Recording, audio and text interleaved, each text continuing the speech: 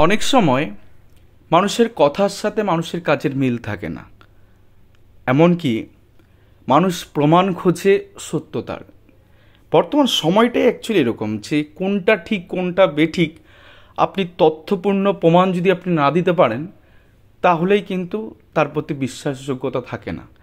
তো টিআরএসি এমন একটি গ্রুপ যে গ্রুপটা দীর্ঘদিন লড়াই করেছে, যার 70 থেকে 80% প্রার্থীরা কিন্তু ইন সার্ভিস, যারা চাকরি পেয়ে গেছেন। সে ঘটনা অন্য একদিন আপনাদের শোনাবো, তারা কিভাবে পেয়েছেন, তাদের লড়াইটা কিভাবে ছিল। কিন্তু তারপরও সার্টেন কিছু মানুষের, সবাই নয়, কিছু মানুষের এখনও একটা অন্ধবিশ্বাস রয়েছে যে এরা বিশ্বাসঘাতক, এরা বঞ্চিতদের বোকা বানিয়ে দালালি করে লক্ষ লক্ষ টাকা লুট করছে, বঞ্চিতদের হয়ে কোনো রকম কাজ এরা করেনি এবং এদের বিশ্বাস করে এদের সাথে যুক্ত হওয়া যাবে না। না মানে না, কুৎসা কাজ করতে গেলে কুৎসা আছে, কিন্তু তার মাত্রাটা অতিরঞ্জিত। এতটাই এই টিআরএসিকে নিয়ে এত লোকের ক্ষোভ, তার কারণ হচ্ছে অনেক জিনিসগুলো আমরা হিডেন করে রাখা আছে টিআরএসি গ্রুপের তরফে, যেগুলো দরকার ছিল না, প্রয়োজন ছিল না বলার, কিন্তু আজকে একটু বলবো। তার কারণ হচ্ছে এখন সময় এসছে বিশ্বাস করানোর, বিশ্বাস আপনাদের তৈরি করতে হবে। তার কারণ এই লড়াইটাতে সবাই সঙ্গ না দিলে এই লড়াই থেকে কিন্তু কোনো বেনিফিট পাওয়া যাবে না। একটা চক্রান্ত চলছে টিম ভেঙে দেওয়ার, টিমকে ছত্রভঙ্গ করে দেওয়ার, যাতে ইউনিটিভাবে তারা তাদের দাবি পেশ না করতে পারে। তারা একটা ষড়যন্ত্র ভিতরে ভিতরে শুরু হয়ে গেছে, দীর্ঘদিন ধরে চলছিল, কিন্তু এখন সেটা অতিরঞ্জিত হয়ে অতি মাত্রিকভাবে কিন্তু বিষয়গুলো দানা পাকিয়েছে, যার জন্য কিছু জিনিস আপনাদের দেখানোর প্রয়োজন বোধ করছি এবং আপনাদের জ্ঞাতার্থে এই বিষয়গুলো এখন জানানো ভীষণ দরকারি যে টিআরএসি কী করেছে। ছোট্ট একটা দুটো নমুনা আপনাদের দেবো, তাহলে গোটা বিষয়টা আপনারা বুঝতে পারবেন। এবং এই যে ভ্রান্ত ধারণা যেটা তৈরি করে দেওয়া হয়েছে মানুষের মধ্যে, একটা অবিশ্বাসের বাতাবরণ তৈরি করে দেওয়া হয়েছে, খানিকটা হলেও সেই জিনিসটার থেকে একটু রিলিফ পাবেন যে না, এদেরকে বিশ্বাস করাই যায়, এদের কথাগুলোর বিশ্বাসযোগ্যতা রয়েছে, কারণ এরা এইভাবে কাজটা করেছে। তো কী কাজ করেছে এতদিন ধরে দেখাবো আপনার একটা দুটো নমুনা। তার আগে আরেকটা কথা বলি, সত্যের সাথে টিআরএসি গ্রুপ ছিল, যার জন্য এই ধরনের অভিযোগগুলো রয়েছে। আপনি দুর্নীতি আশ্রয় নিন, দেখবেন আপনাদের নিয়ে কোনো অভিযোগ নেই, অভিযোগ থাকেই না যারা দুর্নীতিগ্রস্ত হয় তাদের জন্য। প্রথম যে ঘটনা আপনাদের দেখাবো, বিশ্বাস করবেন এরকম একটা ডিসিশন টিআরএসি নিয়েছিল কি না, রমেশ মালিক মামলায় ক্যান 8 যখন তরুণজ্যোতি তেওয়ারিকে দিয়ে টিআরএসি প্রথমবারের জন্য, প্রথমবার না, ওই মামলায় অমৃতা ম্যাডামের বেঞ্চের মামলায় প্রথমবারের জন্য প্যানেল প্রোডাকশনের ডিরেকশন নিয়ে আসলো, প্যানেল প্রোডাকশন করতে হবে। এই জিনিসটাই টিআরএসি ক্যান 8 করে তরুণজ্যোতি স্যারকে দিয়ে ক্যান 8 করানোর পরে এই মামলাটার ওইখানে অর্ডারটা আসে যে প্যানেল প্রোডাকশন করতে হবে। এটা টিআরএসিরই ক্যান 8-এর বদলেই ক্যান 8-এর জন্য তরুণজ্যোতি স্যারের আর্গুমেন্টের পরে এই অর্ডারটা জাস্টিস অমৃতা সিনহা ম্যাডাম দেন। তো পরবর্তী ক্ষেত্রে এই মামলা ডিভিশনে কিছুজন টেনে নিয়ে গেল, বোর্ড গেল। তো সেখানে গিয়ে হঠাৎ করে বললো যে এরা এদের লুকাস স্ট্যান্ডি পয়েন্টে জাস্টিস সোমেন ডিল করলো যে এরা তো টেট ফেল, এরা প্যানেল দেখার দাবি করতে পারে না। অথচ সেই রকমই প্রার্থীরা 1 নম্বর পেয়ে তারা কিন্তু চাকরি হচ্ছে 269 জন, তারা প্যানেলভুক্ত হয়ে গেছেন। বাট রমেশ মালিক ওরা প্যানেলভুক্ত হতে পারেনি, তাদের 1 নম্বর সার্টেন কম ছিল। তো সেই জায়গা থেকে টিআরএসি একটা সিদ্ধান্ত নিল, একটি মাত্র পিটিশনার 19-21 ডিএলএড ব্যাচের যে ট্রেন প্রার্থী, পরিষ্কার লেখাই আছে, we have heard the learned council representing the applicant. The applicant belongs OBCA category and qualified TET 2014 candidate having DLED certificate of the year 19-21 ব্যাচের একটি মাত্র প্রার্থীকে দিয়ে ক্যান 2 অ্যাপ্লিকেশনটা করা হয় একটা শর্ট টাইম সিদ্ধান্ত নিয়ে, এবং সেখানে 1 আঙুল টাকা খরচা হয়েছিল একজন পিটিশনের প্রতি, এবং সেই পিটিশনার থেকে কিন্তু কিছু নেওয়া হয়নি। কি করা হয়েছিল যে তারা যদি টেট ফেল হয়ে তারা যদি প্যানেল না দেখতে পারে, তাহলে প্যানেলটা অন্তত একবার দেখানোর নির্দেশ দিন, যাতে ক্যান 2 অ্যাপ্লিকেশন করে যে এ তো টেট পাস, অন্তত প্যানেলটা দেখান। 1 আঙুল টাকা খরচা হয়েছিল, সিনিয়র অ্যাডভোকেটকে দেখতেই পাচ্ছেন। তো 1 আঙুল টাকা কিন্তু এখানে খরচা করেছিল এবং পিটিশনের কাছে চালানা পয়সা নেওয়া হয়নি। এরকম একটা সিদ্ধান্ত নেওয়া হয়েছিল যে না, সবার সাথে প্যানেলটা বাইরে আসুক। এটা একটা ইনসিডেন্ট আপনার বলে, এবং তারপর তো মামলা ডিসমিস করে দিয়েছিল। ক্যান 2 ওখানে একটা হিয়ারিং, একটা দিনে খাটাখাটনি, একটা দিনে সিনিয়র অ্যাডভোকেট অ্যাপয়েন্ট করে এই মামলা ডিসমিস করে দিয়েছিল। যদি সত্যি দালালি করার হতো না, এই এতগুলো টাকা নস্যাৎ করে দেওয়ার মতন সিদ্ধান্ত সবাই যৌথভাবে কেউ নিত না। 1 আঙুল টাকা, বুঝতে পারছেন, তার থেকেও বেশি ছিল টাকাটা। তো একটা মাত্র পিটিশনারকে দিয়ে করিয়ে যাতে প্যানেলটা প্রকাশ হয়, গোটা পশ্চিমবঙ্গের বুকে এই ধরনের প্যানেল কেউ যেহেতু দেখেনি, রাতের অন্ধকারে নিয়োগ হচ্ছে, সে প্যানেলটা দেখানোর জন্য 1 আঙুল টাকা খরচা করেছিল। আজকে দালালি করতে হলে এই টাকাটা খরচা হতো না। প্রথম কন্ডিশন একটা দেখালাম, সেকেন্ড আসি। পরবর্তী ক্ষেত্রে সেকেন্ড যেটা আসবো সেটা হচ্ছে 42 5% অ্যাডিশনাল প্যানেল মামলা, মাত্র 80 জন মতন এই মামলাটাতে ছিল। তো সেই জায়গা থেকে একটি মামলা যার 33টা অর্ডার হয়েছে, এর আনুষঙ্গিক একটা দুটো ফাইল আরও হয়েছে, পরবর্তীতে কয়েকটা ফাইল হয়েছে, আমি সে বিষয়ে যাচ্ছি না। বাট এই বিষয়টা যদি আমি থাকি, 33টি অর্ডার আপনারা প্রত্যেকে জানেন যে হাইকোর্টে যারা ভালো অ্যাডভোকেট, একটু সিনিয়র অ্যাডভোকেট টাইপের, তারা পার হিয়ারিং পিছু একটা কিছু নেন। তো 33টা হিয়ারিংয়ে মানে 33টা অর্ডার হয়েছে, মানে 33টা হিয়ারিং হচ্ছে, যার জন্য 33টা অর্ডার পাস হয়েছে। সেখানে 6বার সিনিয়র অ্যাডভোকেট এই মামলা দাঁড়িয়েছেন। হাইকোর্টের সব থেকে বড় অ্যাডভোকেট, সিনিয়র অ্যাডভোকেট, তিনি দাঁড়িয়েছেন। 6বার অন্তত 6টা আঙুল লেগেছে। তার পাশাপাশি 6বার যদি যায়, 27 বার তো তার জুনিয়র অ্যাডভোকেট, সে তো একটা ফিস নিয়েছে। কতটা ফিস লাগে এই মামলাটা চালাতে গিয়ে? 9 থেকে 10টা আঙুলের প্রয়োজন পড়েছে, 9 থেকে 10টা আঙুল, যার জন্য এক্সট্রা বাসু কোম্পানির নাম রিভিল হয়েছে। আরসি বাগচি ম্যাডাম কোর্ট পর্যন্ত এসে হাজিরা দিয়ে বলেছিলেন 5% এডিশন মানে হয়নি, অনেক সত্য একাধিকে উদ্ঘাটিত হয়েছে। একাধিক এক্সট্রা বাসু কোম্পানি, কৌশিক মাঝি থেকে, পার্থ সেন থেকে, সব কিছু এই মামলায় এসে সিবিআই এসছে, রিপোর্ট ফাইল করেছে, একাধিক সত্য একাধিকে উদ্ঘাটিত হয়েছে। একাধিক তথ্য রয়েছে RC Bagchi report, extra Basu company 2208 জন অ্যাডিশনাল প্যানেল, যেটা গোটা ওয়েস্ট বেঙ্গলে 20টা জেলার প্যানেল, সেই প্যানেল এই মামলায় এক্সট্রা বাসু কোম্পানি তার এভিডেভিট আকারে দিয়েছে। এবং দেখা গেছে মানে রাতের অন্ধকারে কী করে অ্যাডিশনাল প্যানেল একের পর এক প্যানেল তারা বানিয়ে গেছে, প্যানেল এক্সপায়ার করে যাওয়ার পরও। তো সেখানে 6বার সিনিয়র অ্যাডভোকেট, 6টা আঙুলের কেস, পরবর্তী ক্ষেত্রে আরও 4-5টা আঙুলের কেস, এতটা জিনিস এখানে লেগেছে।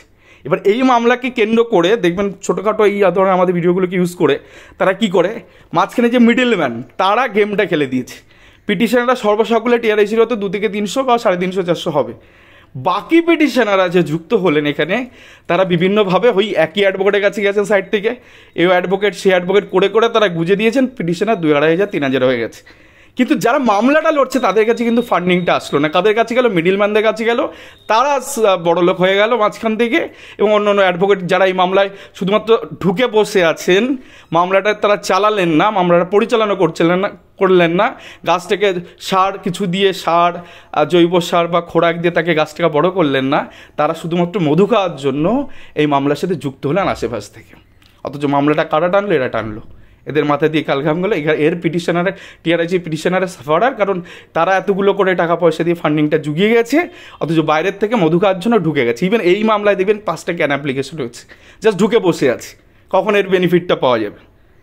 রায় ম্যাডামের বেঞ্চে এই মামলা আবার উঠতে চলেছে, সেখানে নিশ্চয়ই বেনিফিটটা আসবে। জাস্টিস রায় মান্তা স্যার লাস্ট দিন কাট অফ ডেট বেঁধে দিয়ে এই সমস্ত পিটিশনের চাকরি দিতে চাইছিলেন। সুবীর সান্যাল সেখানে গিয়ে বাধা দেন পর্ষদের আইনজীবী, নাহলে এখান থেকেও 2200 একটা সুরাহা হতো সেই দিনই। তো যাক, এইরকম একটা ঘটনা ঘটছে। তো বিষয়টা বুঝতে পারছেন যে কারা মামলা পরিচালনা করছে আর কারা মধু খাওয়ার জন্য ক্যান অ্যাপ্লিকেশান সাইড থেকে মামলা করে ঢুকে যাওয়ার চেষ্টা করছে। তারা না মূল মামলাকারীদের অ্যাসিস্ট করছে, মূল মামলাকারীদের সাহায্য করছে, তারা শুধু মাঝখান থেকে মিডিলম্যানের গেমটুকু খেলে মধুটুকুকে বেরিয়ে যাচ্ছে। তাদের কাজই এটা। এদের থেকে সাবধান হন। যাদের তৈরি করা মামলা তাদেরকে সহায়তা করুন, তাতে হতে পারে প্রিয়াঙ্কা আনুষ্কাদের সহায়তা করুন, বা এই জাতীয় মামলায় যারা নতুন করে অ্যাডভোকেট দিচ্ছে বা নতুন অ্যাডভোকেট দেবে বা জোরালো অ্যাডভোকেট, তাদের সাহায্য করুন, কারণ তাদেরই মূল মামলা, তাদেরকে অ্যাসিস্ট করুন। অথবা যারা এই মামলাতে পরবর্তী ক্ষেত্রে ঢুকে তারাও ভালো অ্যাডভোকেট দিচ্ছে, তাদেরকে সাহায্য করুন। যাক, এবার পরের বিষয়টা আসি। অনেক অভিযোগ, তাই না, এটা দালালি করে। দেখাই আপনাদের কাট অফ কেস দক্ষিণ দিনাজপুরে একজন পিটিশনারকে দিয়ে তার থেকে 4 আনা পয়সা না নিয়ে সমস্ত এসসিদের যাতে একটা সুরাহা হয়, তার জন্য ওই জেলা দক্ষিণ দিনাজপুর, কারণ প্রচুর এসসি ডিপ্রাইভ হয়েছে এখানে, তার জন্য একটি মামলা যার WP নাম্বার 20-679/2024, অমিত সরকার, সিঙ্গেল পিটিশনার।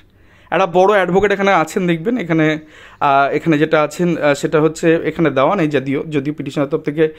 তো একটা ভালো অ্যাডভোকেট যিনি প্রিয়াঙ্কা আনুষ্কার মামলার মূল হোতা ছিলেন, সেই অ্যাডভোকেটকে এখানে লাগানো হয়েছে, তার কাছে করা হয়েছে, তারও একটা ফিস জোগাতে হয়েছে।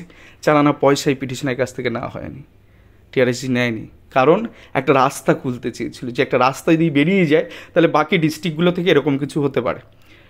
অনেক মামলা আছে যেগুলোতে পয়সা দিয়ে মামলা হচ্ছে, এটা ঠিক কথা, কিন্তু এমনও কিছু কাজ টিআরআইসি করেছে যাতে সবার মঙ্গল হয়, একটা রাস্তা বেরোয়।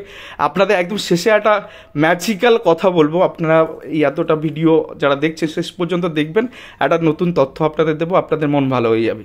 তো এইরকম একটা মামলা সিওসি, যেটা দক্ষিণ দিনাজপুরের মামলা 42-9 মধ্যে কাট অফ সংক্রান্ত মামলা, পিটিশনের কাছ থেকে 4 আনা পয়সা না নিয়ে মামলা ফাইল করেছে, এবং হাইকোর্টের তাবড় অ্যাডভোকেটকে দিয়ে। ভাবতে পারছেন, তাই না? শুধু দালালি। কি দরকার ছিল করার? একটা পিটিশনের পিছনে কি দরকার ছিল টাকা ঢালার? ঢেলেছে, যখন যখন মনে হচ্ছে সেখানে পুরো সম্পূর্ণটা দিয়ে ঢালা হয়েছে। শুধুমাত্র দক্ষিণ দিনাজপুর না, আপনাদের আরও দেখাবো এর সঙ্গে সঙ্গে কী আছে, যারা দোষারোপ করছেন তাদের বোঝার সময় এখন রয়েছে। District Malda cut off case, একজন পিটিশনের 4 আনা পয়সা পিটিশনের কাছ থেকে নিতে পারেনি। সে বলবেও না যে এই পিটিশনের যিনি রয়েছেন সৈয়দ জিয়ারুল, তিনিও বলবেন যে তার কাছ থেকেও 4 আনা পয়সা নেওয়া হয়নি। কী মামলা? এই মামলাটা হচ্ছে সেই মামলা যেখানে গিয়ে মালদায় যে প্রচুর সংখ্যক, প্রায় 500 থেকে 600 এসসি সম্প্রদায়ের প্রার্থীরা তারা ডিপ্রাইভ, কারণ 10 পেয়ে চাকরি করছে জেনারেল, আর মালদাতে 5 থেকে 600 আছে এমন প্রার্থী যারা যোগ্য বঞ্চিত, তারা 10-এর থেকে উপরে নাম্বার পেয়ে তারা চাকরি পায়নি। একটা জেলার কথা আপনাদের বললাম, 500 থেকে 600 জন প্রার্থী। তো সেইখান থেকে এই রাস্তাটা যদি খোলা যায়, যার ডাব্লিউপি নাম্বার 20-694/2024, সেখানে যদি খোলা যায় একটা রাস্তা এই সমস্ত প্রার্থীদের জন্য, করা হয়েছিল যে যদি এখান থেকে বেরোয়, পুরো টিআরএসি পুরোটা ফান্ডিংটা করেছে, যেটুকু ফান্ডিং বিভিন্ন যোগ্য বঞ্চিতদের করেছে, যদি তাদের একটা জায়গা খুলে দেওয়া যায়, কোনো একটা রাস্তা দিয়ে যদি রাস্তা বেরিয়ে যায়, তাহলে হোক। 4 আনা পয়সাই পিটিশনারদের তরফ থেকে একদম 4 আনা পয়সা পর্যন্ত নেওয়া হয়নি।